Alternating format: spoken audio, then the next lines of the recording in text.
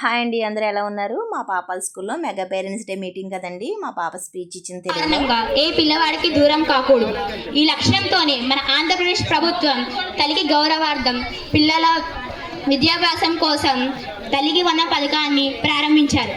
ఈ పథకం ముఖ్యమంత్రి చంద్రబాబు నాయుడు గారు జూన్ 12న ప్రారంభించారు. ఈ పథకం ద్వారా ప్రతి విద్యార్థికి ఏడాదికి 15,000 చొప్పున ఆర్థిక సహాయం చేయబడుతుంది.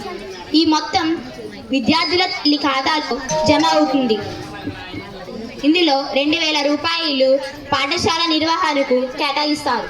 ఈ పథకం ద్వారా రాష్ట్ర వ్యాప్తంగా 67 లక్షల మంది పైగా తల్లులు లబ్ధి పొందుతున్నారు.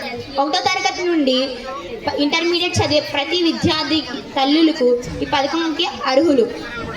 విద్యార్థుల చదువుకు ఎటువంటి భారం లేకుండా చేయడం, తల్లుల ఆర్థిక పరిస్థితిని మెరుగుపరచడం, ప్రతి విద్యార్థికి విద్య యొక్క అవసరాన్ని అందించడమే ఈ పథకం యొక్క ముఖ్య ఉద్దేశం. కళ అంటే నిద్రలో వచ్చేది కాదు, నిద్ర పోనీయకుండా చేసేది. అలాంటి నా కళ ఐఏఎస్ ఆఫీసర్. మరి నా కళను నెరవేర్చుకోవడానికి ఈ స్క్రీన్ ఎంతగానో ఉపయోగపడుతుంది.